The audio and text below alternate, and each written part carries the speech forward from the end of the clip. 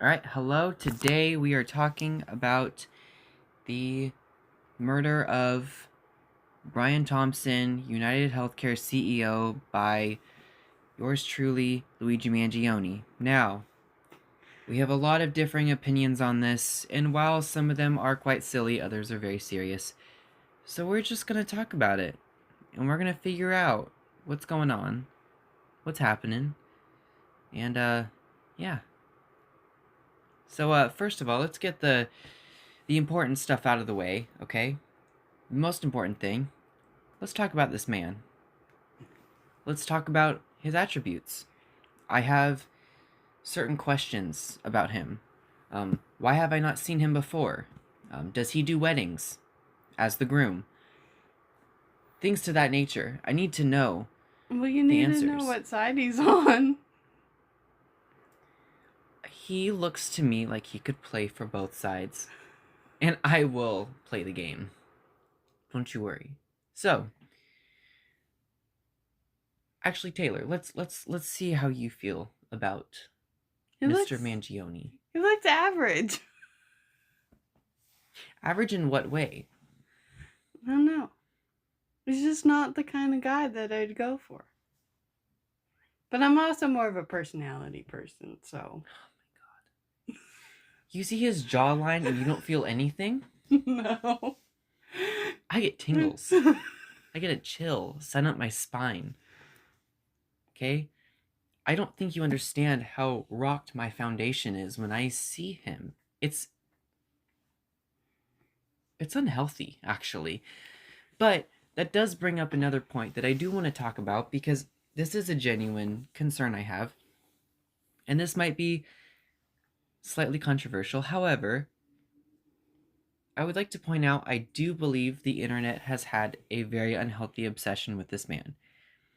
Granted, regardless of the opinions people have about whether they think it was good or bad, right or wrong, they have still gone kind of crazy in sexualizing that man. I myself included. Okay? I am not one of them. X is a scary place in which you can find numerous angles of many people. Oh Either my way, god. that's not important. Luigi Mangione has, in my opinion, opened up the gates to a lot of important conversations, specifically on the internet. Our obsession and our willingness to sexualize somebody who is ultimately a murderer. This has happened before a few times with Yes. oh shit, what's their they were the were they twins? I think they were twins. They killed their parents. Hang on. Don't get me wrong. They were hot. But they still did wrong, and we act as though because they are hot they cannot do any wrong, which goes into pretty privilege. But one moment. Um, hang on. The Menendez brothers, obviously. Okay, yes, thank you. Great Google. So, We do not worship Google in this house, dude. I will. So, you Safari bitches. Now, here's the thing, okay? I genuinely find a lot of concern with the internet's obsession, because what are we doing? What are we idolizing? What are we supporting? You know, I will agree with the rest of the internet in that Brian Thompson was a piece of shit. We know this. Everybody knows it. And I am not giving an excuse. However, celebrating the death of anybody will not get anything done. In doing that, we lose legitimacy. And by hypersexualizing a man who, while he is attractive, we look like a joke. We have genuine concerns about the healthcare system in America, and we're setting ourselves up for failure. So, with that in mind, I'm going to turn it over to my dear friend Taylor. Dear friend, I'm your sister. Shut up. I need to grab my coffee. I'll be right back. So, that is the topic we are going to discuss today is the shooting of Brian Thompson and the effects on the healthcare system and social media. If you haven't been with us before, I am Taylor. The person speaking before me was Nick, and you are listening to the Circus of Oregon podcast. All right, so as we're moving forward, I do want to preface a couple things as we're just now starting this. We are liberals, ultimately, and we need to get that out of the way because somebody at some point will have a problem with what we have to say, and that's part of having an opinion. But we just want to acknowledge that going into these conversations, we are seeing through a lens of liberalness, and that's just sort of where we are in life. That's how we've decided to live our lives and how to see the rest of the world. And so we do want to make it clear, though, that we're very open to the opinions of others. That's what we're here for. We're on this earth to learn from others and just not be petty. That's the big deal. That's really all it is. But it's so fun to be petty. You do not want to get me on a petty rampage because it will never end. Now. But it is true. This is how you learn and you grow, is listening to other people's opinions. And by listening to their opinions, you can strengthen your own evidence and your opinion. Exactly. So, moving in back to the topic again. So, speaking on healthcare in general, we have been privileged enough to have never been denied healthcare at any point in our lives. We are incredibly privileged in that our parents have been able and privileged in their own right to be able to always have health insurance, and healthcare has never been inaccessible for either of us. That being said, we do of course have friends who are struggling with these, especially in college, where insurance through university can be quite costly. And so yes, it's like $5,000 a year. I think mine was like almost 12 when I was signing up. Oh, really? Mm-hmm. Well, anyway, it's expensive as hell, and it doesn't need to be that way. And you know what? I'm okay with going into this early on. I do want to talk more about healthcare, and I want to know what your feelings are about the privatization of our healthcare. So, let's go into that. Let's make people cry. I want to see tears. People shitting themselves. Then it'll be a really good conversation. Come on. Well, I will not be doing that. Thankfully, I have not had dairy today. So, but I do think it's like healthcare in the US. I know a lot of Europeans mock us for how bad it is and how much we have to pay for it. And how some people will call Uber instead of calling an ambulance to go to the hospital. So here is where I don't understand America maybe as a society, which is that we are more willing to pay more money to feel like we individually are providing ourselves and our families with insurance when it could be more economical to seek health care from a government body, right? Granted, taxes obviously increase in the countries who are using those systems, and they're not flawless. However, our American individualism has decided for us that we would rather have ourselves and no one else receive the health care they need. If they can't afford it, they don't deserve it, is what we've essentially told ourselves. And what I wonder is how, as a society, we're able to move forward with that in the back of our minds. How do we feel confident and good about ourselves when we know that we're leaving people behind, when we're leaving people in debt, and we're leaving people worse off, oftentimes for something they can't control? Well, the US does have the society is more of the individual mindset. So we're mostly out here for ourselves instead of like some countries like Japan, which are very collectivist. So they want to help like they're the people as a whole because they're in this together. Here in the States, it's every man for themselves, last man standing, survival of the fittest. And I do wonder if we'll ever be able to move away from that, because we were built upon individualism, lack of a powerful government. That's kind of what we're here for, you know? So, how do we move forward? How do we survive in that climate? How do we get there? You know? Um we've been told our whole lives we have the best, systems in the world. We have the best networks. In reality, we're just learning how to navigate them. We're just going par for the course. Right. So, I don't know, I think it's very complicated, and I personally, it breaks my heart to know that everybody is complacent in what happens, and it's not until we as a society can decide that higher taxes are worth the greater health of our nation. Until then, we're going to keep doing stupid shit like having people murder CEOs, and I'm not saying it is without reasonable anger.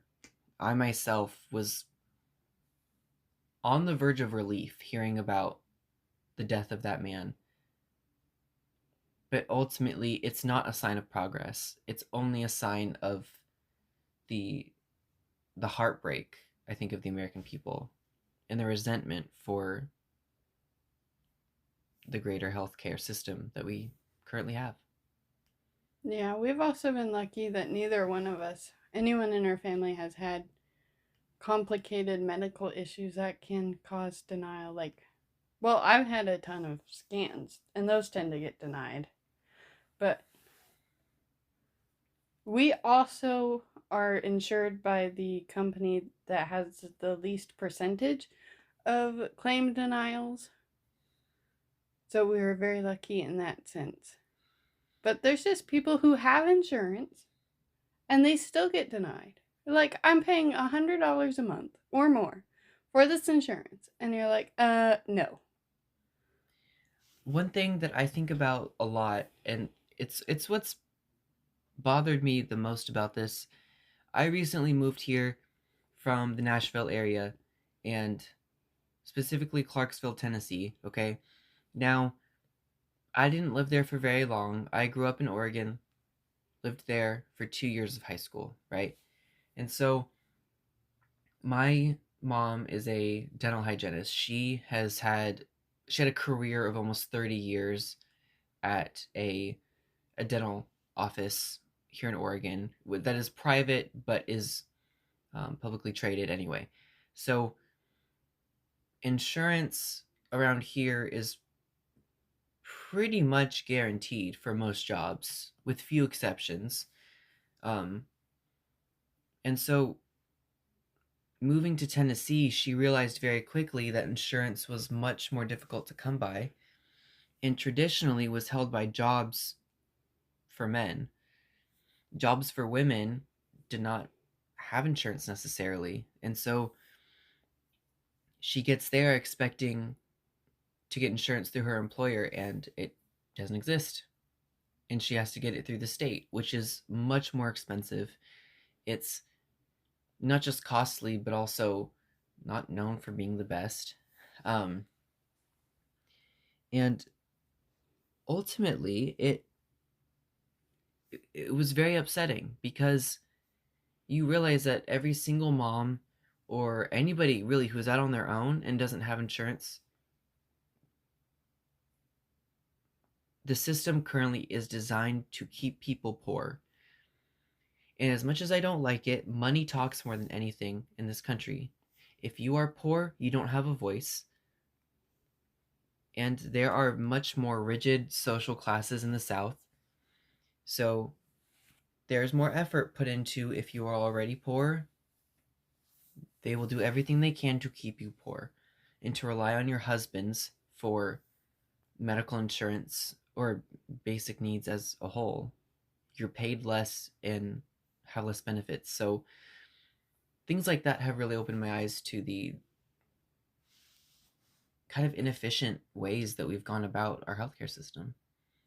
Yes, and women in the South are more likely to stay home if they have kids. Unlike in the West, it's like, you're working? Oh, good for you. How are the kids? Yeah, exactly. So But there it's like, you're working? What is wrong with you? there's a lot to be said about, countries that cover everybody. Well, not it's not really coverage, but you know what I'm saying. There's so much availability here for healthcare, but it's made impossible to obtain. And now we've kind of decided it by using the system that we will prioritize the needs of the rich before we do the needs of the average person. And I really struggle with that. How do we feel good about that as a people? Well, the rich feel fabulous about it. Well, yeah. The poor, not so much.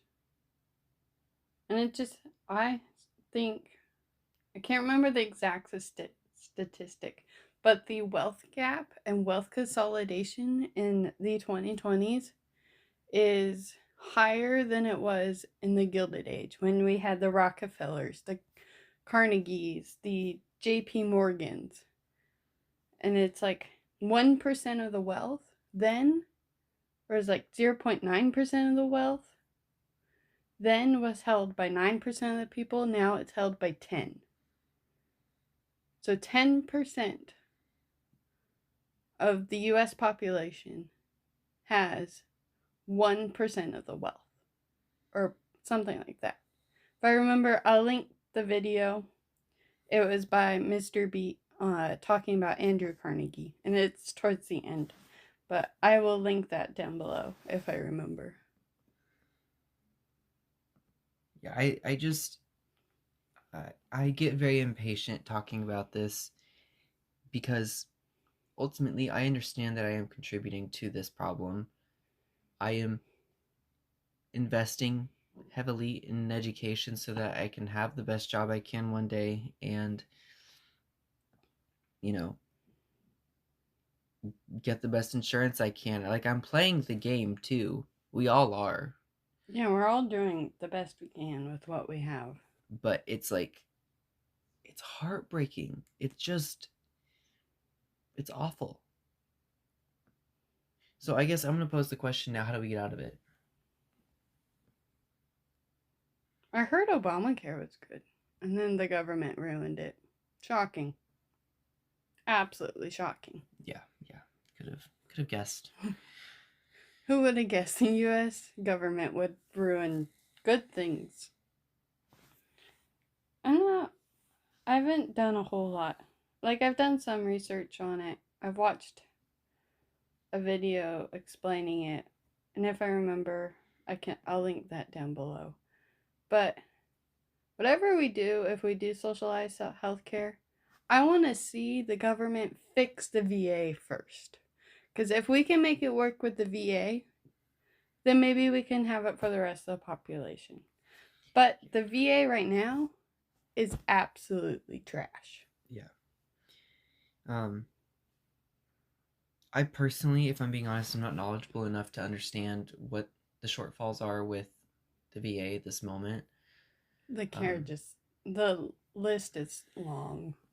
I Like, the know. wait list for appointments is really long.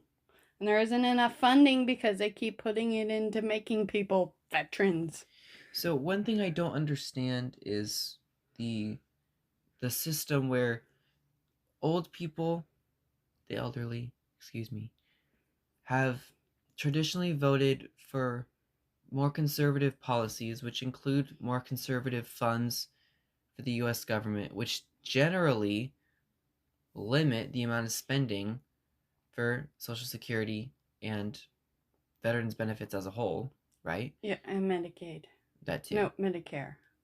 So They have Medicare. I don't understand why the elderly keep giving their vote to people who don't prioritize their health. I don't really understand that. I mean, I don't know. I'm not an elderly person, so I can't really answer that. But I think it's just the culmination of other values. Yeah. Because the elderly tend to be more conservative. So they're going to vote for a more conservative president. Yeah. Well, it'll be interesting to see what happens, especially in this next election. I do believe that what happened this year was more Trump did well because Biden did poorly.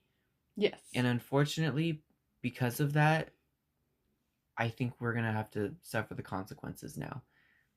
And it really does suck. I'm just going to put it plainly. But we'll figure it out one day, soon enough. Hopefully. Please, God. Just so we know, he can only has 4 years unless they take him out earlier. He cannot run again.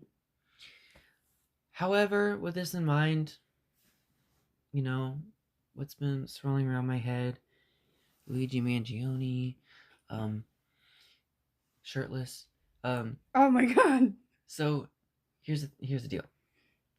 I do understand, going back to this, how this is a big problem to tackle, and to have an attractive man come forward and kind of do something about the problem in his special way, that it feels very easy to idolize that person. Yes. I think a large percentage of America was kind of happy about it in a sick way. But I'm one of those people and very ill. So, you know, Yeah. I don't know. It's a double-edged sword, and it's so weird and complicated, and it's just too much.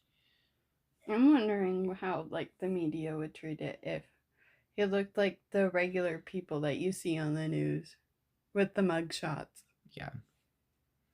Not looking so great. Definitely not in their heyday. Okay, Luigi though, that man does not have a bad angle. His mugshot, beautiful. And that whole parade thing they did where they're, having him in the orange jumpsuit, bringing him down, and with him in shackles, was so unnecessary, and I think may have done the opposite of what they thought it did. With the New York City mayor there with, that is not what I was thinking about. Okay, let's be really honest. That man in handcuffs had people happy, and you know what I'm saying. Taylor, you're not picking up on this. No, I picked up on it. I'm just not saying anything. Okay, good. Now, I would like to encourage a new fandom, Sabrina Carpenter and Luigi Mangione. She is newly single. We need to take care of this. Get this man out of prison, and with Sabrina Carpenter, world peace will return. There will be no more problems. Why Sabrina, though? Because they'd be cute as fuck.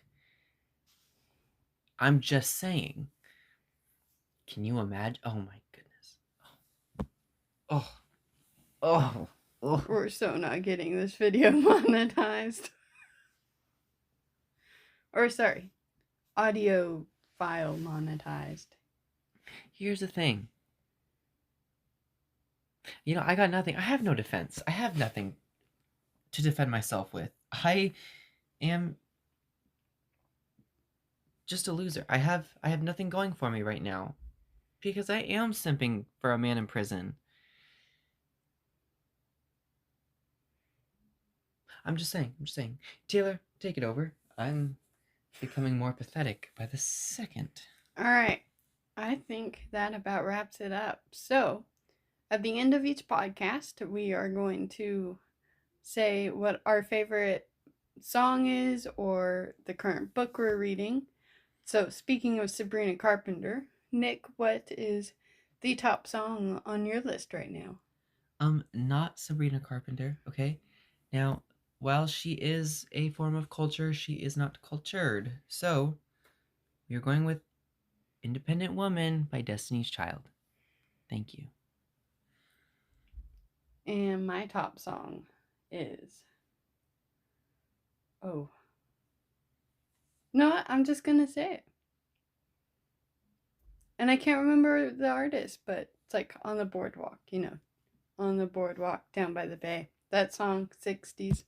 Fabulous. 10 out of 10. I wish I lived by a boardwalk. What is a boardwalk? It's like the really long deck on coasts. Yes, so that cleared up so much called nothing. You I find know them in New Jersey. I know it as a spot on Monopoly, which also goes back to Luigi Mangione. No, we're not doing this. Coincidence? I think not. Yes, Anyway. healthcare is very monopolized.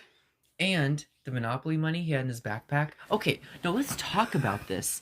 Let's talk about this because I'm sorry. We think it was an accident he got caught. No. He has the murder weapon, the handwritten manifesto about what's wrong with the American healthcare system, just with him. Oh, hey, I'm going to McDonald's. I have my murder weapon manifesto. You need anything? And I'll pay with my Monopoly money. Exactly. See, it's not a coincidence. All right. I'm just saying. One more thing on that. They won't give the lady the reward that they said they'd give people. Screw the government.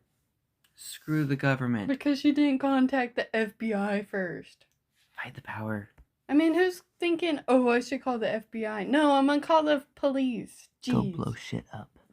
Go blow people up everywhere. Please don't. Yeah, we don't support crime. Do it. Please do not. Yeah, do not. Be calm.